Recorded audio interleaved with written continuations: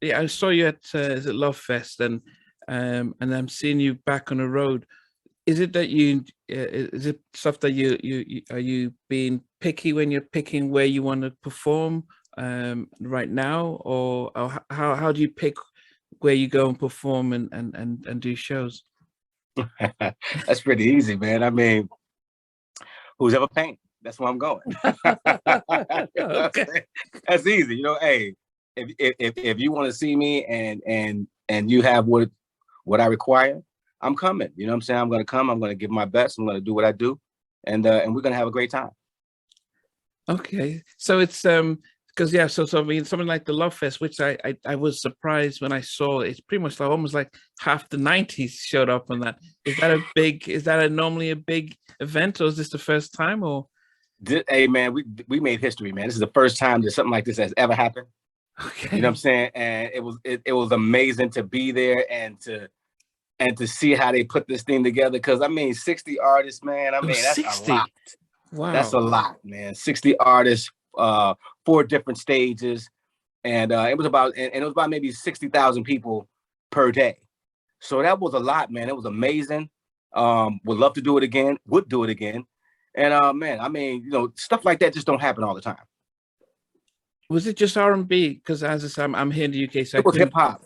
Hip hop and R&B. And R&B. Yep, it was hip hop and R&B. Wow. It was definitely the 90s. The only people that I think were there that wasn't from the 90s was maybe Trey Songz and somebody else, man. But I mean, it was an amazing group of artists, man. Everybody showed up and showed out.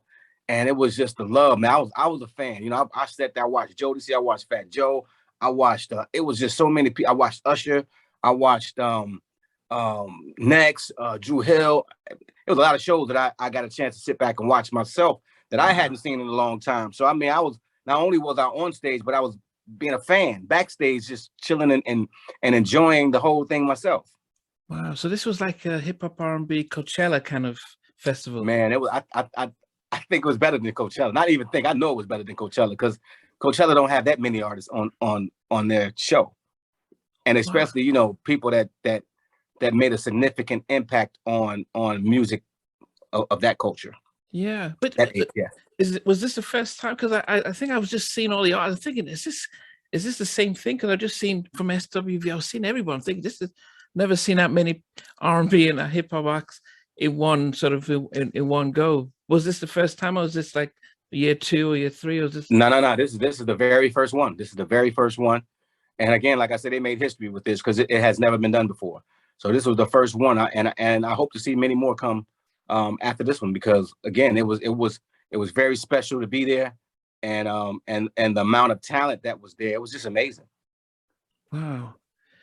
Wow, that's, I mean, yeah, it was just, and this was in Vegas, so I guess they had the weather and they had everything, and but is this stuff that artists, and I do wonder, do you, as an artist, do you then partner with other artists, say, look, why don't we put up on our own show? Or does it necessarily need to have a promoter to handle all that, or you just come, sing, and leave? Well, you know what, man. As an artist, man, it would be very nice if we could do the Floyd Mayweather and promote our own shit. You know what I'm saying? Because it just makes sense. You know what I'm saying? But when you go to these different states, man, you may not know, you know, what's going on in that state. So sometimes it is better to have a promoter because it's less risky. You know, you don't take on a lot of risk. The promoter pays you, and then, you know, you just go do your job. But if you're the promoter, you have to actually be in that city, and you have to, you know, the ins and outs. You know, you got to know some people that's there, that, you know. So, I mean, you definitely make more money as a promoter, you know, provided, you know, everything goes well.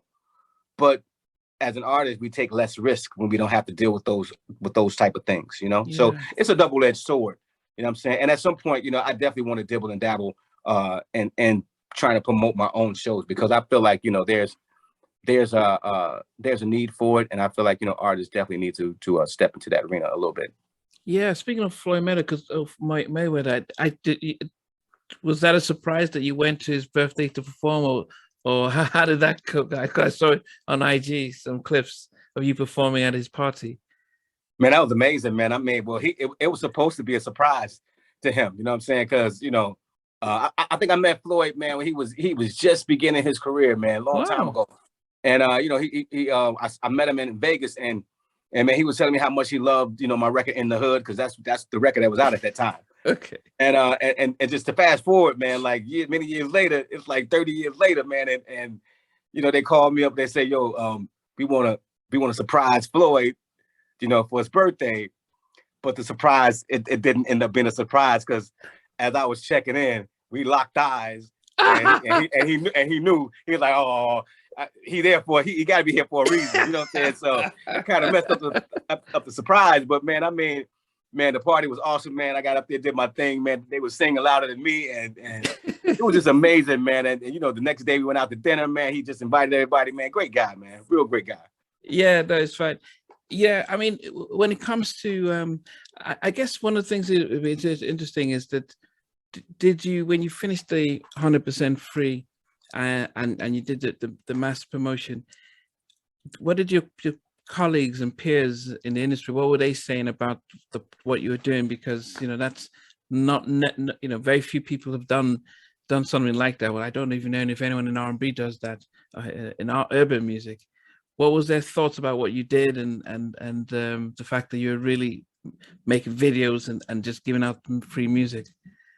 I really didn't discuss it with anybody, you know what I'm saying? Because it was something that came from my heart. You know, I don't really look towards any of my peers to find out what they think or anything like that, man. I mean, God blessed me with this talent, and I felt like, you know, I wanted to do something free for the fans, especially since we were going through the COVID thing. You know, yeah. A lot of people didn't have a lot of money, and I felt like, you know, I wanted to give the world something that I felt like we needed. You know what I'm saying? Just some good music that was based around love. You know what I'm saying? Love and loving yourself. You know what I'm saying? Because self-love is some of the things that we lack. You know, we put more emphasis on loving other people than we put on ourselves sometimes. And so that was my motive, was to get people to think about loving themselves a little bit more. So I really didn't talk to my peers about, you know, what I was trying to do. I just did it because, I mean, it just felt good. The energy felt good. And I just wanted to make sure that, you know, what I was doing just made people feel good. You know, that's all.